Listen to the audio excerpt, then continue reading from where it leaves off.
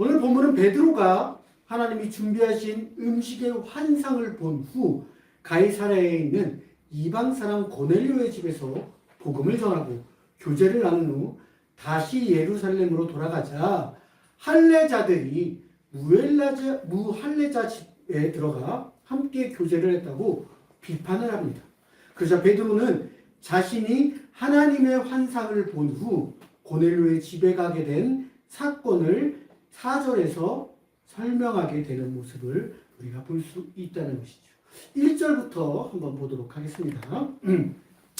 유대에 있는 사도들과 형제들이 이방인들도 하나님의 말씀을 받았다 함을 들었더니 유대에 있는 사도들과 형제들이 여기서 말하는 유대는 지역적으로 예루살렘을 포함한 유대를 말하고 있는 동시에 유대 사람들, 즉 할례를 받은 사람들이 있는 보수적 믿음이 강한 곳을 말하고 있다는 것입니다. 자, 우리가 지도 한번 보도록 하겠습니다. 이게 구약 시대의 이제 지도예요. 12지파로 나눴을 때의 지도를 볼 수 있습니다. 이때에 12지파가 이렇게 쭉 우리가 보면 알겠지만 유다가 노란색으로 돼 있어요. 예루살렘을 포함한 베들레헴을 포함한 유다 12지파가 이게 구약 시대의 지도예요. 이 구약 시대의 12지도가 어떻게 신약 시대에서 바뀌었는지를 한번 보도록 하겠습니다. 신약 시대로 가면 유대 지파가 있지만 이제 나머지 지들은 사마리아로 뭐 빌립에 뭐 데가볼리, 수리아 뭐 이런 식으로 영지 이름이 바뀐 걸 볼 수 있습니다. 하지만 유대라는 것은 그대로 있고 이 유대 안에 예루살렘 배단이 베들레헴이 있어요. 방금 가이사라에 갔다고 말씀하지 않았습니까? 가이사라가 여기에 있어요. 여기에 있었고 여기에 있는 고넬료를 만나기 위해 요빠 베드로가 요빠에 있는 모습입니다. 이 요빠에서 환상을 봐요. 그리고 가이사라의 고넬료도 환상을 봅니다. 그래서 요빠에 있는 베드로를 모시고 와라라고 보냅니다. 그리고 이 요빠에서 음식의 환상을 본 베드로가 그 환상을 보고 성령님의 이끌림에 따라서 가이사라로 가는 모습을 볼 수 있다는 거예요. 이것을 보고 다시 예루살렘으로 왔을 때에 지금 오늘 본문이 펼쳐지고 있는 거예요. 너가 저 가이사라에 가서 다른 이방인들과 함께 있는 것을 보았다. 이방인들과 왜 함께 식사를 했냐? 그리고 이방인들은 할례를 받지 않았기 때문에 무할례자들과 왜 어울렸냐라고 이유도 듣지 않고 그냥 따지고 묻지도 않고 따지는 모습을 지금 볼 수 있다는 것이죠.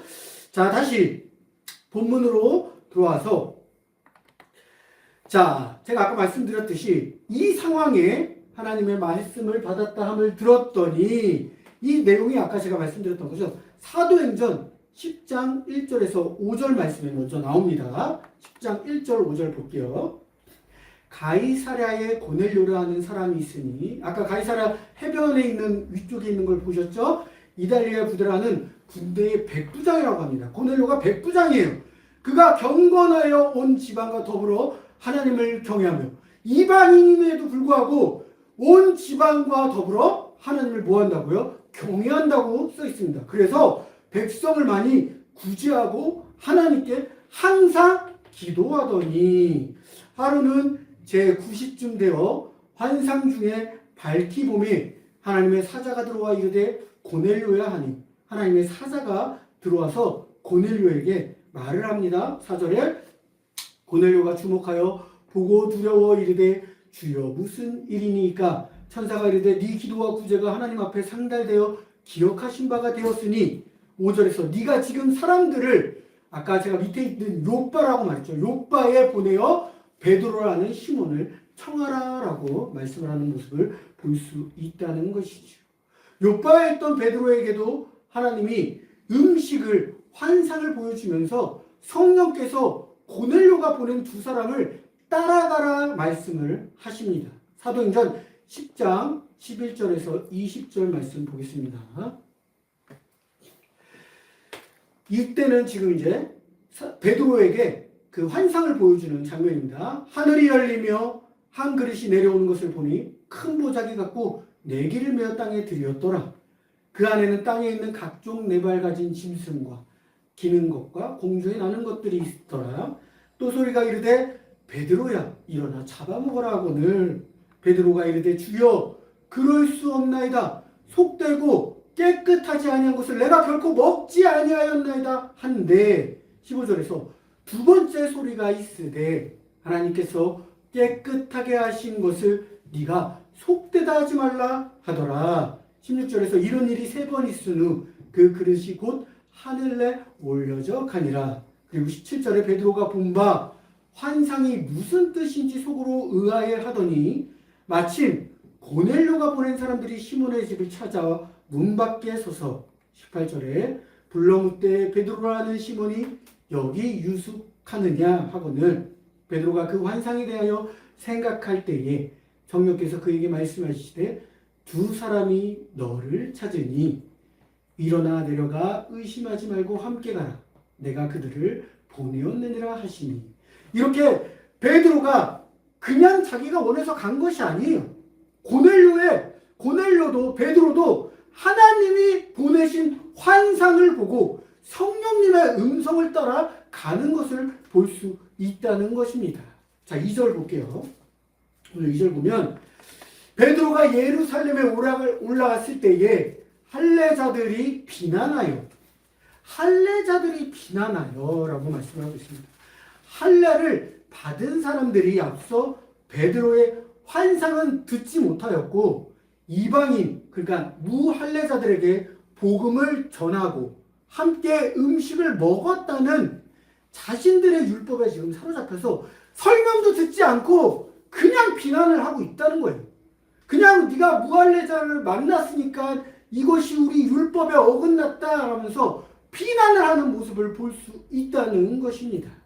이들은 예수를 믿는다고 말을 하고 있지만 그들의 삶 속에서 아직도 옛 전통, 그러니까 할례, 모세의 율법에 사로잡혀 있는 보수적인 믿음을 가지고 있었다는 것입니다. 자기의 기준으로 할례를 받은 자들과 할례를 받지 않는 무할례자들로 갈랐다는 거예요. 그 믿음을. 그래서 왜 믿음 없는 자들을 만나서 네가 이렇게 하였느냐라고 비난을 먼저 하고 있는 모습을 볼 수 있다는 것이죠. 그 비난을 그들의 기준은 그러니까 예수 그리스도가 아니고 할례를 받았는가 안 받았는가에 따라서 그 기준을 나뉘었다는 것입니다. 그들이 이방인에게 가서 복음을 전하고 예수 그리스도를 믿게 한 기쁨보다는 오히려 비난이 먼저 앞서 있다는 거예요. 아, 다른 사람들에게 우리가 예수 그리스도의 복음을 전하자. 이런 기쁜 마음, 다른 사람들을 만나서 예수 그리스도를 전했으니 우리가 얼마나 감사하고 기쁜 마음이 있겠습니까? 이런 마음을 가지고 있던 것이 아니라 무할례자들을 만나가지고 어찌하여 네가 이렇게 했느냐?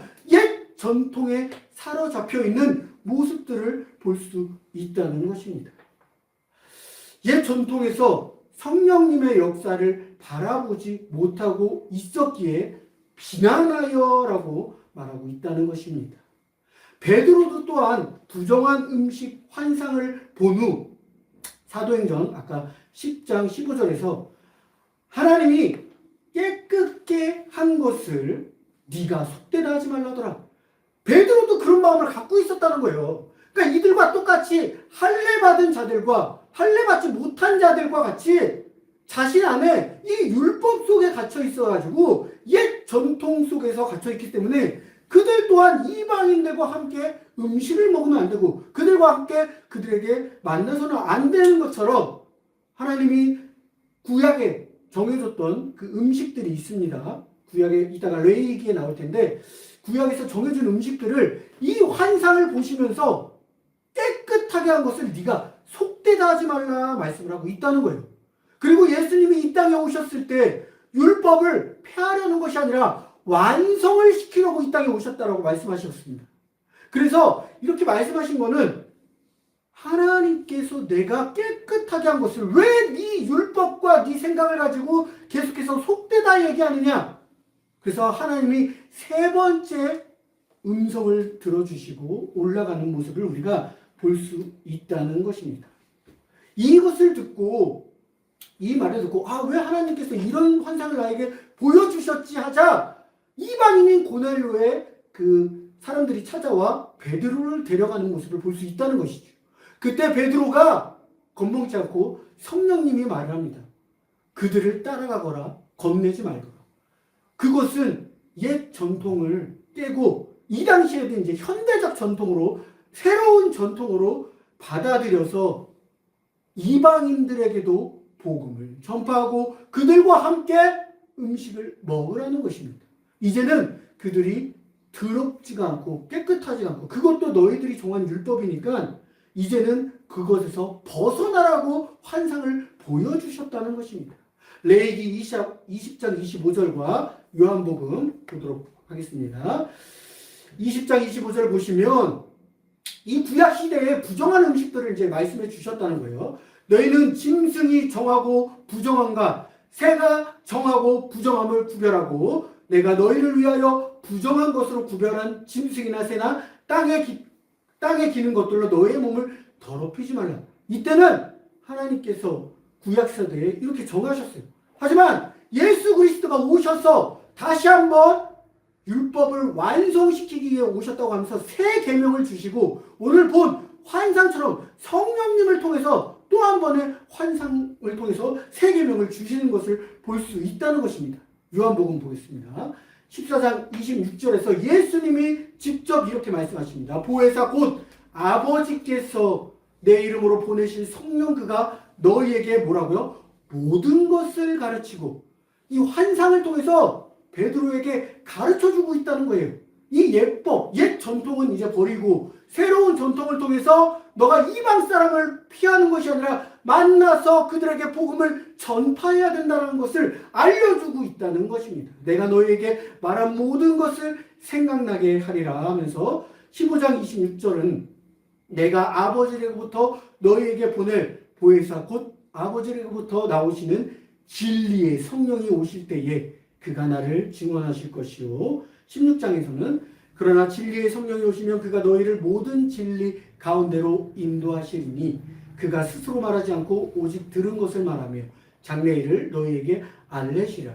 장래일을 너희에게 알리시리라. 옛 율법에서 벗어나 새로운 율법을 너희에게 알려줄 테이니 그 환상을 보고 그 음성을 듣고 이제는 옛 것에서 벗어나 새로운 음성으로 나아가라고 합니다. 근데 그 옛 것을 깨버리는 게 아니에요. 복음을 전파하되 새롭게 완성시키는 복음을 전파하라고 말씀한다는 것이죠.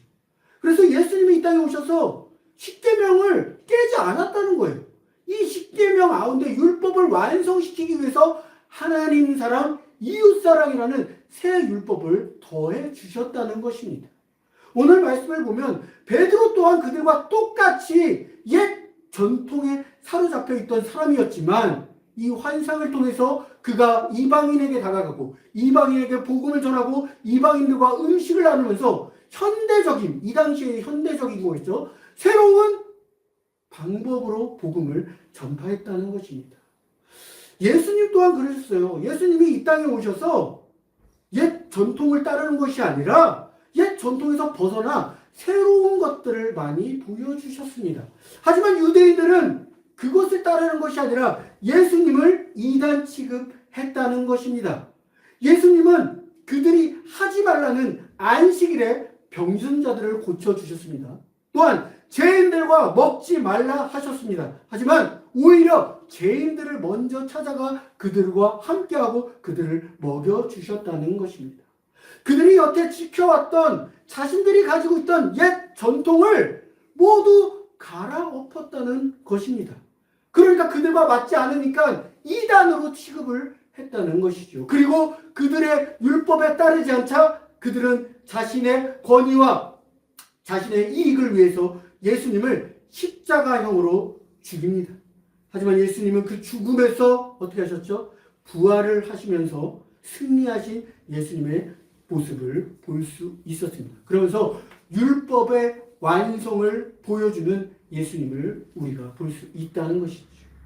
이 진정한 메시아인 그리스도인을 그들은 지금도 믿지 않고 있다는 것입니다. 자, 마태복음 5장 17절 그리고 22장 말씀을 한번 보도록 하겠습니다.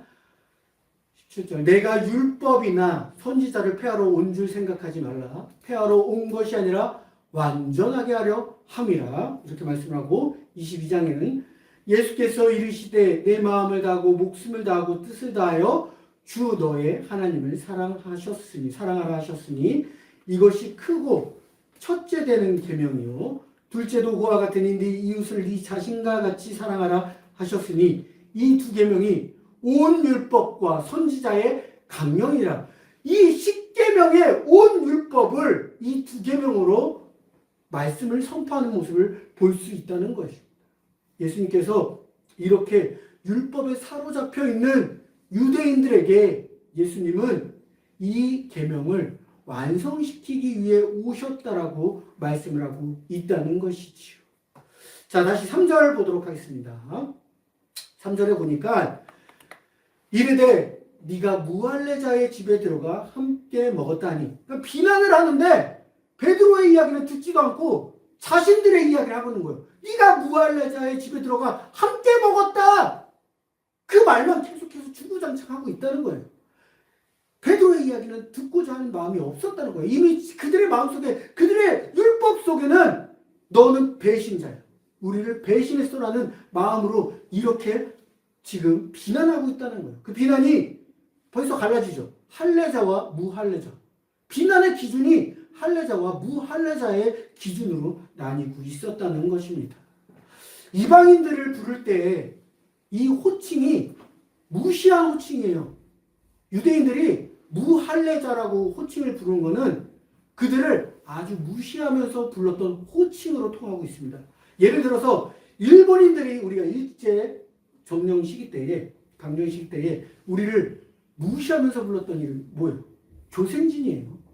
처음에는 조생진을 그런 뜻으로 부르지 않았지만 나중에 시간이 지나면서 일본인들이 우리를 불렀을 때 그 조생진의 의미는 자신들보다 못한 사람들, 자신들보다 못하고 우리보다 밑에 있는 사람들을 불렀을 때 조생진이라고 우리를 그렇게 불렀다는 거예요. 지금 이 무할례자라는 뜻이 이런 조생진 같은 느낌으로 불렀다는 것이지요. 그렇게 부르면서 그들은 우리보다 우월감에 빠져 있었으며 권위적으로도 그들보다 높다. 우리가 너희들보다 높은 사람이다라고 자신들이 그 전통에 빠져 있었다는 것입니다. 오늘 본문에서 말하는 것처럼 사도라 할지라도 듣기도 전에 이미 베드로는 예수님과 함께한 사도 아닙니까? 근데 그 사도 본인도 그런 거에 빠져 있었다가 이 환상을 보고 다시 현대적인 전통으로 깨어나는 것을 볼 수 있다는 것입니다. 하지만 이 베드로가 왔을 때는 이미 이들은 베드로에게 뭐라고 비난을 하고 있다는 거예요. 사도가 말하기도 전에 이미 그러니까 목회자가 이 강단에 서서 말하기도 전에 성도들이 이미 자신들만의 생각에 가로잡혀서 목회자에게 뭐라고 하고 있다는 거예요. 목회자의 이야기를 듣지도 않은 채 이미 갈라서 얘기를 하고 있다는 것이죠. 그러자 4절에 뭐라고 말을 하냐? 베드로가 그들에게 이 일을 차례로 설명하여 라고 말씀하고 있습니다. 베드로가 그들과 함께 비난하지 않았습니다. 그들과 함께 성내지 않았습니다. 베드로는 그 비난에 다 감수하고 받으면서 나도 예전에 그들과 같은 생각을 했었기에 그들의 마음을 알고 있기에 그들에게 이 일을 차례로 설명하고 있다는 것입니다. 그러면서 이 밑에 쭉 나오는 게 자신이 환상을 보고 그 음식을 통해서 고넬료를 만나고 고넬료의 집에 간 환상을 얘기하고 있다는 거예요. 그대로 얘기를 하고 있다는 것입니다. 그래서 베드로에게 있어 새롭게 눈을 뜨는 장면을 볼 수 있다는 것이죠. 자신의 상황을 성내서 설명하지 않습니다. 왜냐? 자신도 그들과 똑같이 그 생각을 갖고 있었지만 예수 그리스도를 통해서 성령님이 보내주신 그 환상을 통해서 그 전통이 새로운 전통으로 바뀌는 것을 그들에게 알려주기 위해서 차례대로 설명을 하고 있다는 것이죠. 그래서 마지막에 하나님이 할례자든 무할례자든 모두에게 똑같이 예수 그리스도의 복음의 선물을 주었다 말을 하고 있다는 것입니다. 그 말이 사도행전 17절, 18절에 나옵니다. 10장 17절, 18절에 보시면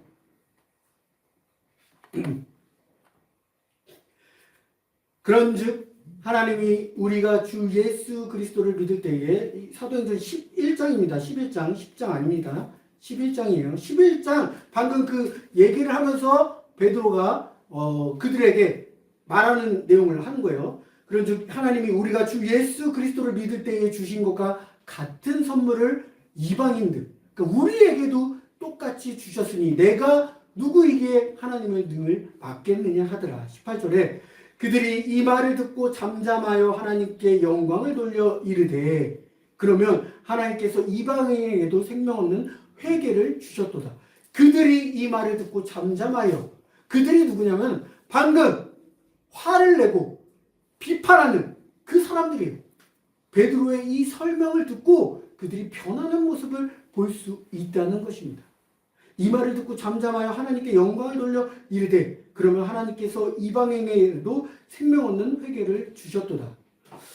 이 말씀은 땅끝까지 이르러 복음을 전파하라 말씀하셨는데 원래 이방인에게도 생명 없는 기회를 주셨습니다. 복음의 기회를 주셨어요. 하지만 할례인들이 그들이 가지고 있는 생각에서는 그렇지 아니했다는 거예요. 옛 전통에 빠져서 우리만이 갖고 있는 특권의식, 우리만이 가지고 있는 우월의식에 사로잡혀서 이방인들에게는 이런 복음이 들어가서는 안 돼라는 생각에 또 사로잡혀 있었다는 것이죠.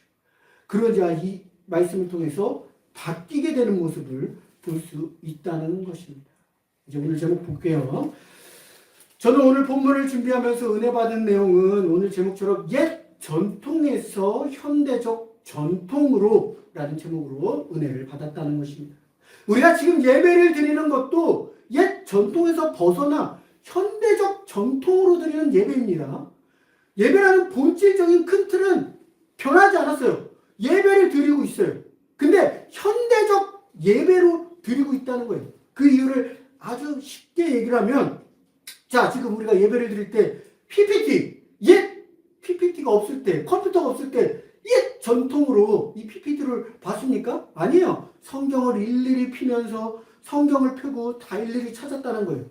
근데 지금은 성경을 피지 않아도 될 정도로 세상이 변해졌습니다. 현대적 예배로 변했다는 거예요. 근데 이 현대적 예배에도 비난을 하는 사람들이 있다는 거예요. 이렇게 하면은 성경을 한 번이라도 보지 않지 않냐? 성경을 우리가 피는 일이 없지 않냐?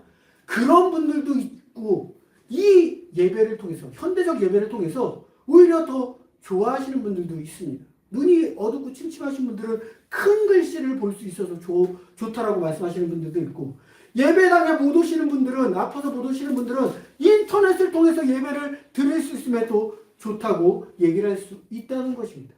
이렇게 옛 전통 예배를 드리면서도 현대적 전통 예배로 갈 때에 우리가 정말로 옛 것만 바라보면서 옛 것이 좋다 이렇게 빠져 있는 것이 아니라 현대적 것도 좋은 점은 받아들이면서 함께 예배라는 본질적인 것을 지켜가면서 나아가야 된다는 거예요.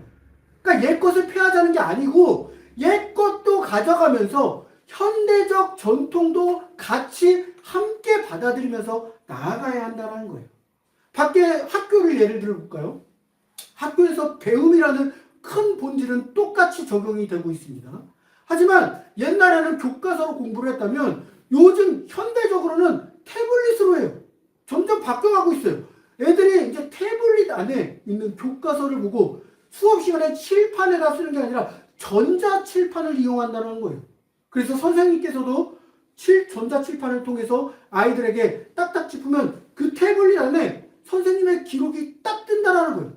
배움이라는 본질은 같지만 옛 정통의 방식과 현대적 정통의 방식은 이렇게 달라져 있다는 것입니다. 저는 이제 학교가 도시락을 싸갖고 다니는 학교 세대였어요. 근데 요즘은 급식을 하고 다니고 있지. 도시락, 점심시간은 똑같지만 방식이 바뀌었다라는 거예요. 그렇다고 해서 그 방식이 없어졌다? 아니죠. 단지 방식이 바뀌었지만 그 전통을 유지하면서 이어가고 있다는 것입니다. 제가 지난달에 박 목사님하고 우리 선교사님을 모시고 식사를 갔을 때 박 목사님과 우리 선교사님의 옛 시대를 들었어요. 근데 박 목사님과 선교사님, 저도 지금 현 시대를 살고 있지 않습니까? 옛 시대를 살았던 우리 선교사님과 목사님, 그리고 현 시대를 지금 살 때 두 동시대를 같이 살고 있다는 것입니다. 똑같은 서울에서 살고 있지만 옛 전통의 서울과 지금 현대적 전통의 서울은 많이 달라져 있다는 거예요. 그때 이야기를 들을 때에 깜짝 놀랐던 게 바구니야? 똥물. 똥찌개. 네, 똥찌개. 그거 TV에서만 봤던 거예요. 근데 진짜 이렇게 얘기를 직접 들어보니까 지금 똥찌개를 누가 지고 있습니까? 다 비데를 쓰고 있지. 비데 없어도 우리가 화장실도 자변기를 쓰고 있지 않습니까? 그런 것처럼 변화되는 모습을 볼 수 있습니다. 하지만 옛 전통을 고수해서 나는 정말로 이 똥지게를 들고 다니면서 이렇게 똥을 풀 거야, 이런 사람이 어디 있냐? 아니라는 거예요. 그래서 이 화장실의 문화라는 것은 같이 가되 옛 문화에서 현대적으로 변화되는 모습을 볼 수 있다는 것입니다. 제가 이제 찬양 6월 11일 날 찬양 집회를 합니다. 이번 찬양 집회 대상이 6080 어르신들을 위한 찬양 집회예요. 이 찬양 집회를 준비하면서 지금도 한참 준비를 했는데 어제 이제 모든 준비가 다 끝났고 이제 이번 주 수요일부터 제가 연습을 하러 갑니다. 이 찬양 집회를 준비할 때 어르신들이 생각하기에는 방금 오늘 본문은 똑같은 거예요. DJ인 찬양 집회를 합니다 하면은 듣지도 않고 보지도 않고 이미 야 그걸로 무슨 찬양 집회야. 그게 은혜가 되겠어? 비난부터 하시는 어른들이 있다는 거예요. 근데 막상 이 비난을 했던 어른들이 제가 가서 찬양 집회를 하고 함께 어울리다 보면 은혜가 됐다라고 고백을 하는 어른들이 있었다는 거예요. 옛 전통에서 벗어나지 못해서 보지도 않고 듣지도 않고 그냥 비난부터 하시는 분들이 있다는 거예요. 하지만 이 현대적 전통으로 찬양 집회를 또 운영하다 보면 바뀔 수 있다는 모습을 볼 수 있다는 것입니다. 찬양도 마찬가지예요. 지금 찬양에서 내 영혼이 은총 입어라는 찬양을 제가 틀어드릴 텐데 옛 전통, 찬송가에 있는 전통에 내 영혼이 은총 입어 1절만 들어보도록 하겠습니다.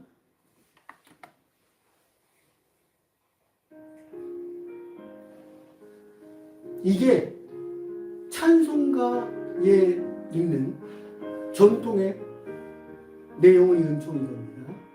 이것 또한 저희에게 은혜가 너무나 되죠. 1절만 함께 찬양 부르겠습니다. 내 영혼이 은총 입어 주만 되지 얻고 보니 슬픔 많은 이 세상도 천국으로 와도다. 할렐루야 찬양하세. 내 모든 죄 사함받고 주 예수와 동행하니 그 어디나 하늘나라. 자, 1절. 이게 옛 전통의 찬양이에요. 근데 현대적으로 변형이 됐어요. 어떻게 변형이 됐는지 제가 이번 DJ 찬양 집회 때 함께 부를 찬양입니다. 틀어주시죠. 똑같은 찬양을 이렇게 편곡을 합니다. 느낌이 완전히 다르죠? 구정 목사님의 트로트 찬양이라고 합니다. 이 찬양이 처음 나올 때는 엄청 욕을 먹었어요, 사람들에게. 하지만 지금은 너도 나도 부릅니다.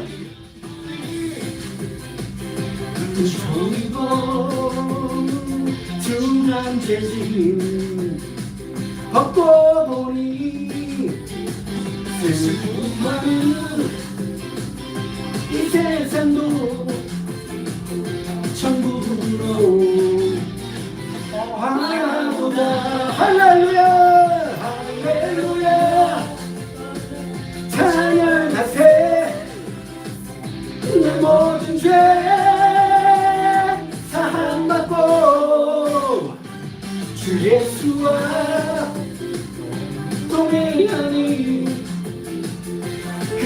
하늘이나 하늘나라 꺼주세요. 자, 이렇게 같은 찬양이지만 서로 다른 색을 보여주고 있다는 것입니다. 옛 전통적인 찬양도 은혜가 되고 현대적인 찬양도 은혜가 된다는 거예요. 지금은 이 찬양을 가지고 크리스마스 때 특성으로 많은 성도님들이 부르고 몸 찬양을 하고 있다는 것입니다. 그런 것처럼 우리가 무작정 내가 가지고 있는 옛 정통 방식에 비난하는 것이 아니라 새로운 정통 방식도 받아들이면서 하나님께 영광을 올리는 것이 우리가 가지고 있는 목적이라는 것이죠. 이 찬양을 부를 때 하나님께 영광을 올리고 내가 은혜 받는 것이 목적 아닙니까? 앞에 말씀 것처럼 옛 정통 방식으로 불렀을 때도 하나님께 영광을 올리고 내가 은혜를 받은 거고, 지금 버전의 트로트 방식으로 불렀을 때도 내가 은혜를 받고 하나님께 영광을 올릴 수 있다는 것입니다.